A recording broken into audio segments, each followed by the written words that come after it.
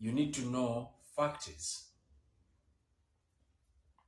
So to solve this equation, we need to understand some basic terminologies. So let me just give you an example. So if you have a quadratic equation like this one and they ask you to solve, so there are some terminologies that you need to know. First, you need to know. So once you get to know these three things, solving quadratic equation will be simple for you, of this nature and this one. Okay. So now what is our product here? Our product will be a -2. So how did I know that it's a -2? I just got, or this is what you need to do. You check where there is power 2 and check the number that is in front. So in this case, we have a 1. And also check the number that has got no letter, a constant. So it will be 1 times -2, which is -2. Okay. What about a sum? What is our sum in this case? Our sum will be a 1. You just look at the point where we have x here, the number that is in front, or the coefficient. In this case, there is a 1 here, so this is a 1. Now, what about the factors? When we talk about factors, we are simply talking about two numbers such that when you multiply them, they give you -2. And when you add them, they give you a 1. Okay? So, what are those numbers? It's actually -1 and a 2, of course.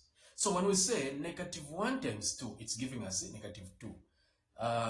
-1 plus 2, it's giving us a 1. Okay. So once we reach this point, we now arrange, we arrange our work. So we're going to say x power 2, this x power 2, where there is x here, we substitute. We are going to use the factors. That's the reason why we decided to find the factors. So it will be plus 2x minus x minus 2 is equal to 0. So I've just substituted, if you're able to see, what is here, substituted these. So this one is the one which is right here, and this one is the one which is right here. We know that there is a -1 here, a 1 in front. So you just substitute them, and you are good to go. Maybe your question may be, is there any order to follow in terms of putting these factors here? No, there is no order. You can put them in whichever way you want to put them. If you want, you can start with -x plus 2, or the way they are. So after doing this, you now factorize by grouping. You see what I've done? You check now, what is it that is common, that is found here and here? It's x. So write it outside. Here we shall have x plus a 2.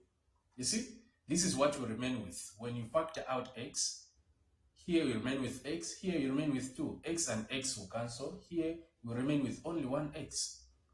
And then here when you check, what is it that is common? It's a -1. So here we remain with x, here like that. So this is what we have. And you must make sure when solving a quadratic equation like this, that what is here and here are similar. Can you see? If they are different, just know that what you're doing is wrong. So after reaching this point, you now pick what is here, x, and what is here, -1.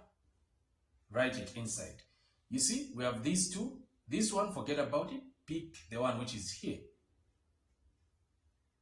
because they are similar. So just pick one, and this is what we have. You say equal to 0. You see?